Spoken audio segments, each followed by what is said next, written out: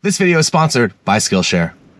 Today, let's just get right to it. 5 things you need to be doing to be successful in photography in 2021. Number 1, probably the most basic. You're probably saying like, oh, of course, I knew this, that I've already been doing this. And it is important to set a goal. So number 1 is to set goals, both long-term as well as short-term, as well as extra long-term. If you want that 5, 10, 20-year goal, by all means, put that on paper or at least put that in your head somewhere. It's important to set goals so that you actually know what you're aiming towards, that if you're just out there, you want to be a successful photographer, there are so many different pathways that you can go down to eventually get there. But if you know where you're aiming, it is a much easier process to put those building blocks in place to actually get to the final goal. And there is a 100% chance that you are going to change your goal while you're on the way there, but it is important to at least have something to aim towards in the beginning. Number 2 is to work on what you can personally control and to have patience with others. This year, this past 2020 has been an exercise in patience. And if you're in the photography industry, you know, if you're in the wedding space specifically, a lot of your bookings probably got pushed into next year. And it really is just important to learn to be patient with your couples and your clients and to not put too much pressure on them, because they are going through their own life experience and they are also stressed out of their mind, especially wedding couples that are maybe replanning their wedding for the second or third time. So have empathy and understand what other people are going through and overall have patience with them.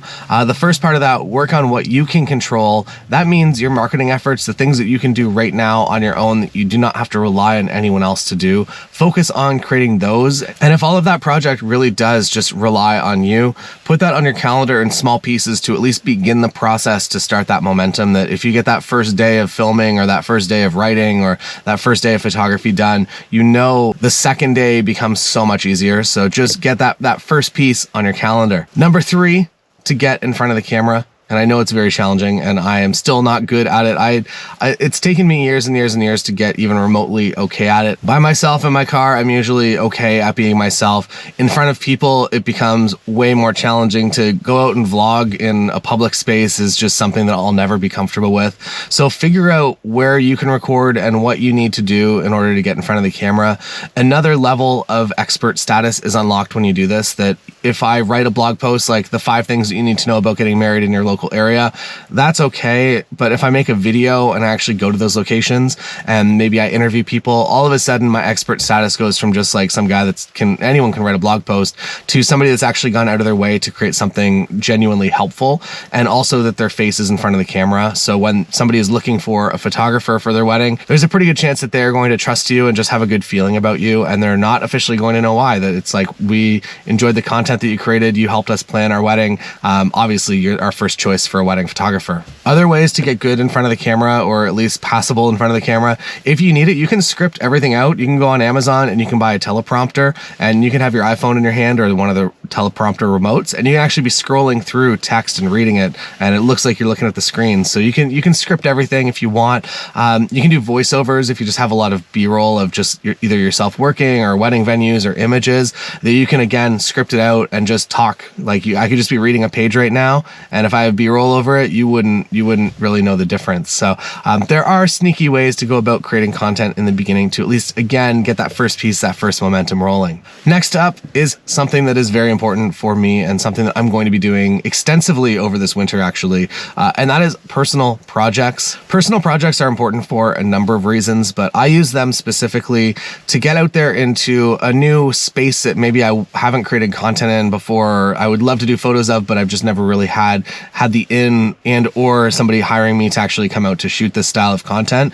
So it is all about doing the project that you want to exist. I have always created content, and I think it is kind of the best way to do it is to create content for yourself. So things that you would want to watch if you organically came across them online. So spend some time thinking about what content that you wish existed in your local area. For us, we've done a number of projects. I've done a local documentary about startups, which was kind of the way that I learned how to actually do video content. That was my film school. We did a food show locally that went really, really well and actually resulted in a number of wedding bookings as well as commercial jobs as well. And I've done other things, and some of them have ended up on YouTube. We did a Porsche road trip across North America that turned into a lot of great friendships as well as some business opportunities. But there are always ways to create the content that you want to exist, that you want to be out there creating, and doing it in a smart way that you know that if a sponsor wanted to get involved to elevate the project to the next level, or if producers wanted to get involved, or if writer, like really the personal project can be whatever you want it to be. But I really do believe that it is important to get out there and to create content that just kind of makes your creativity work a little bit harder. And then at the end of the day, that's going to make all of your actual professional work even better, that you're going to learn things, you're going to just come across new techniques and new storytelling techniques that are going to just kind of embed themselves in your professional work and make your professional work even better. And the last point is to always be in control of your own portfolio. So don't let the bookings that are coming in direct where you're going. You'll end up in a space that you might be making some money, but life happiness wise, it's always going to be a struggle to pull back to what you want to be doing. So be in active control of your portfolio. If you're in the wedding space, that means setting up your own shoots that you want to exist, that you want to create for your own marketing material. Again, doing them in a smart way. So you're involving a venue, or you're involving a florist, or you're involving a dress designer, or whoever it might be.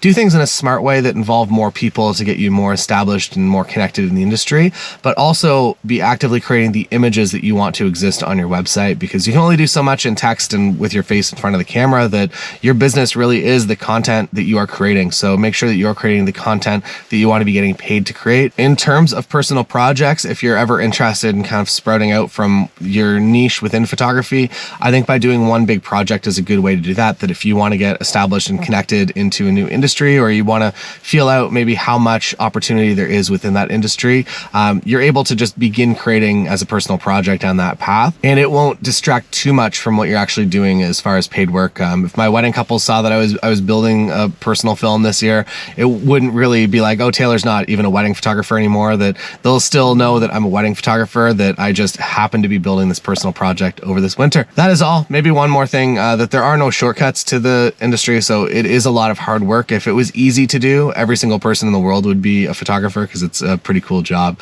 I want to say thank you to Skillshare for sponsoring this video. As I'm sure you know, Skillshare is an online community with thousands of classes for creatives. And while there are a lot of classes in the photography and video space, I think that the coolest part, and maybe I'll speak specifically to this, so as far as my skill set goes, I'm pretty good at photo and video, but I lack a lot when it comes to graphic design. And having access to, say, somebody like Draplin to be able to walk me through how to create a logo or how to create my own merch is definitely something that is going to be helpful for my business, and definitely something that I couldn't really just learn organically or accidentally along the way. So it is really, really cool to get to spend a little bit of time with someone like Draplin to fill in the gaps of I feel like photography, video silos very strong, other silos maybe not so strong. There are thousands of classes already on Skillshare, and more being added every single month. And the first 1,000 people to click the link in the description below will get a free trial for premium. So head over there right now and get your free premium trial. And that is all that I have to say today, but I might leave you with one additional tip here,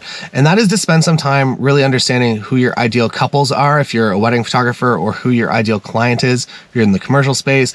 Just figuring out exactly who you're actually marketing towards and what they respond to and what they're interested in. I think that was a big turning point for me in the wedding space, was that I was just a concert, music, snowboard, skateboard photographer, and a lot of what I was creating in the music scene seemed to be actually resonating pretty well with couples, but what I was doing in this skateboard, snowboard space really wasn't resonating at all. So as I kind of dialed up what they were more interested in, I just started to be able to create connections with couples a lot faster. So figure out what your clients are the most interested in, and begin creating a little bit more content and paying a little bit more attention to that space. And you can do this very easily by just following them on Instagram and seeing what their stories about every single day, and piecing together some sort of content program kind of based on what you've learned from that. That is all I have to say for today. Thank you so much for joining me. Don't forget to subscribe if you're not subscribed. I'm Taylor Jackson. I'll see you next time.